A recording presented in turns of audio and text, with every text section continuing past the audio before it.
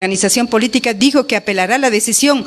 Anita Galarza, asambleísta por la provincia de Tungurahua, y otros líderes de dicha organización califican este hecho como ilegal y arbitraria. Comencemos por ese tema. ¿Qué está pasando con Construye? Muy buenos días, bienvenida. Muy buenos días, mi querida Pati, Osvaldito. Un saludo cariñoso para todas las personas, amigos que nos están acompañando en este diálogo.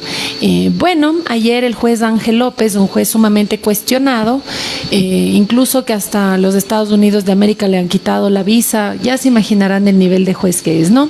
Por orden del presidente Daniel Noboa, resolvió suspender a Construye del registro electoral de una manera ilegal, de una manera arbitraria, porque se presentó dentro de los plazos el informe de gasto político que fue reportado en cero porque Construye no recibe ni un solo centavo del Consejo Nacional Electoral, sino que hace política con la participación de ciudadanos que creen en el proyecto político que representa la lucha antimafias, que es la bandera básicamente de Construye y que hoy por hoy básicamente es el legado de Fernando Villavicencio. En todo caso, como es la primera instancia, se acudirá al resto de recursos y esperemos que los jueces puedan ahora sí fallar en derecho. Ya hemos visto cómo, por ejemplo, en el caso de Sociedad Patriótica, en primera instancia le suspendieron del registro, después acudió a las siguientes instancias y en derecho le terminaron dando la razón. Así que nosotros estaremos en ese proceso y no nos distraeremos de lo que verdaderamente nos interesa, que es legislar y fiscalizar en el caso de los asambleístas, que esas son nuestras funciones constitucionales. Usted se ratifica, el presidente Noboa una vez más arremete contra Construye y busca callar la voz, dice antimafias. ¿Está el presidente, la mano del presidente tras de este hecho? Sí, fue orden del presidente. A ver, ¿qué es lo que pasa? Se pone enojado. Nosotros le advertimos que era mala idea que pacte con las mafias políticas. Me refiero específicamente al correísmo. Entonces, antes de que se instale la asamblea, se reúne con Rafael Correa y negocian, y en la negociación queda así, que el presidente le entrega la primera vicepresidencia a la Asamblea Nacional al correísmo, que el presidente Daniel Noboa le entrega la presidencia a la Comisión de Fiscalización al correísmo. Imagínense darle la presidencia a la Comisión de Fiscalización a una organización política donde la mitad de sus líderes están prófugos y la otra mitad presos. Es como ponerle al ratón a cuidar el queso. También parte de la negociación era que el presidente Daniel Noboa le entregue la presidencia de la Comisión de Justicia y una mayoría absoluta dentro de esa comisión, porque en esa comisión se hacen las reformas del COIP. Y también era exigencia del correísmo que el presidente Daniel Noboa le entregue los sectores estratégicos, porque los sectores estratégicos es donde más recursos económicos se mueven en el país. Allá adentro están las eléctricas, están Selex, Enel, está Petroecuador, y eso quería el correísmo porque ahí es donde hay muchos recursos económicos, ¿no? Entonces, obviamente nosotros conocimos de esto y públicamente, y pueden revisar mis entrevistas al inicio de la gestión del presidente, le recomendábamos que elija entre la patria o la mafia. Él tiene un carácter bastante fuerte y decidió cristalizar su pacto con el correísmo. Le advertimos con tiempo que tienen dos caminos en el correísmo, ¿no? O roban o sabotean, y estaban haciendo las dos cosas. Y hay que decirlo, ahorita está diciendo que le han saboteado, pero nadie le puso un revólver en la cabeza al presidente para que firme el decreto nombrándole a la ministra Arroba, que fue funcionaria de estos sectores error, ¿no?, en el gobierno del expresidente Rafael Correa, que su experiencia es en relaciones internacionales y que no tiene idea de sectores estratégicos. Fue una pésima idea que el presidente le entregue los sectores estratégicos al correísmo. Nosotros le advertimos, se puso bravo con nosotros, nos dijo destruye y ahora no tenemos luz. Y la idea ahora del presidente, ya que esto se va a demorar más de un mes en solucionarse y no hay una verdadera organización, porque dicen que los recortes, ni siquiera hablan de apagones, sino dicen que son desconexiones programadas, dicen que van a ser por unas horas, terminan siendo por más horas, no permiten que se pueda organizar la sociedad. Entonces, a mí me recuerda al expresidente Rafael Correa, cuando Fernando Villavicencio le advertía de ciertas decisiones que no eran correctas, que le iban a hacer daño al país. Y el expresidente Rafael Correa, en vez de escuchar lo que le estaba advirtiendo Fernando Villavicencio, se ponía bravo con Fernando Villavicencio y le perseguía. Exactamente hace lo mismo el actual señor presidente Daniel Noboa. Señor asambleísta, pero esto no le quita lo que usted estaba impulsando también, 11 veces el sí. Bueno, yo no he estado impulsando 11 veces el sí. Creo que en la consulta popular hay preguntas peligrosas para el país. Yo lo que sí le invito a la ciudadanía es que lea las preguntas y que decida lo mejor para el país. Asambleísta, se conoce, por ejemplo, que los apagones se extienden de 5 a 8 horas en 13 ciudades y hasta 9 horas, por ejemplo, en Guayaquil. ¿Qué conocen ustedes? ¿Cuándo termina esto? ¿Será que se está haciendo mantenimiento y se va a superar el problema o la solución no está a corto plazo? No, la solución no está a corto plazo. Bueno, primero que vimos en declaraciones públicas del señor presidente que no iba a haber ningún apagón en Guaya, ¿se acuerdan? Ahora se anuncia que va a haber 9 horas de apagones, ya. Yo quiero hacer esta reflexión para que tengan un poco de cuidado y no se confíen, porque también dijo el presidente que iba a pagar la mitad de las planillas del mes de abril. Lo dice antes de la consulta popular para que la gente vaya un poquito menos molesta. No va a pagar ninguna mitad de las planillas porque no hay plata para que el gobierno pague esa mitad de las planillas. Entonces, y no sería correcto cuando hay crisis energética. Yo quiero pedirles que no se vayan a confiar en lo que dice el señor presidente porque no es cierto, no les va a terminar cumpliendo, así como no cumplió eso de no darles más apagones en Guayaquil.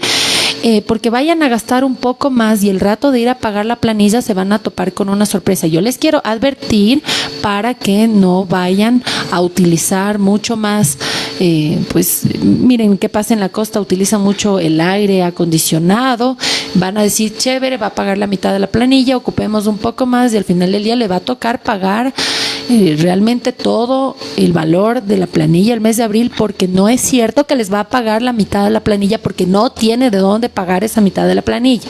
Ya, otra cosa, también hacerle un llamado a la ciudadanía a que siga cuidando de su seguridad, porque una cosa es la percepción, otra cosa es la realidad. La realidad es que del mes de enero a la presente fecha han aumentado ciertos delitos en un 500%. El feriado de Semana Santa fue el feriado más sangriento de la historia del país. ¿Por qué sucede eso? Porque tal vez el gobierno no sea bueno dándole servicios básicos al país. Tal vez en eso no sea bueno, pero sí es bueno en comunicación política para manipularle y de alguna manera verle la cara a la gente y de esa manera generar una percepción de seguridad. Como se confía y se siente más segura, vuelve a salir más, ¿no es cierto?, más confiada. ¿Y qué es lo que pasó en el feriado de Semana Santa? Salieron de vacaciones, hubo familias enteras secuestradas, se pedían los rescates, no tenían de dónde pagar y terminaban asesinando a los secuestrados, que incluían a niños pequeñitos, ¿ya? Entonces, mi responsabilidad es decirle las cosas como son, con total imparcialidad, para que usted y su familia lleguen sanos y salvos a sus hogares.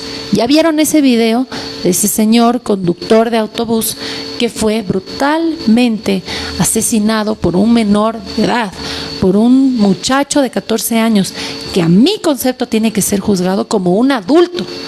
Y nosotros, desde la Comisión de los Derechos de los Niños, Niñas y Adolescentes, junto con mi compañero Jorge Peñafiel, presentaremos un informe de minoría estableciendo que en el Código Orgánico de Protección Integral de Niños, Niñas y Adolescentes tiene que incluirse que en este tipo de comportamientos como sicariato a sangre fría, así sea menor de edad, tiene que ser juzgado como adulto y que no me vengan a hablar de derechos humanos, porque esos muchachos que están en sicariato, en narcotráfico, no están pensando en los derechos humanos. Y ya estuvieron presos y fueron puestos en libertad para que porque son menores de edad. Entonces los Pobrecitos. derechos humanos hablan de la justicia restaurativa, que en los menores de edad no puede ser punitiva. No, yo creo que esto nos está dando una clara señal de que tenemos que hacer cambios, de que tenemos que identificar el problema y que tenemos que dar la solución, de que tenemos que dar aviso para prevenir que no se susciten más problemas, así como construye, le previno al presidente que era mala idea que pacte con el correísmo, se enojó,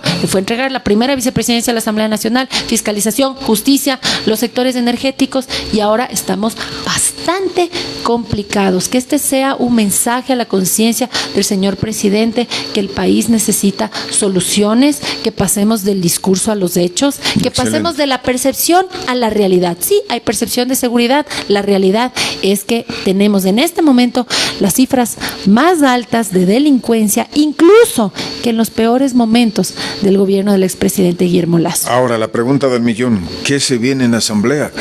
Los votos, se desgrana la mayoría. El gobierno ya no va a tener una mayoría con la Revolución Ciudadana. Ahí están ustedes para hacer mayoría en asamblea. ¿Qué va a pasar? No, él sí se sigue llevando con los asambleístas del correísmo. De hecho, algunos ya se han salido de la bancada.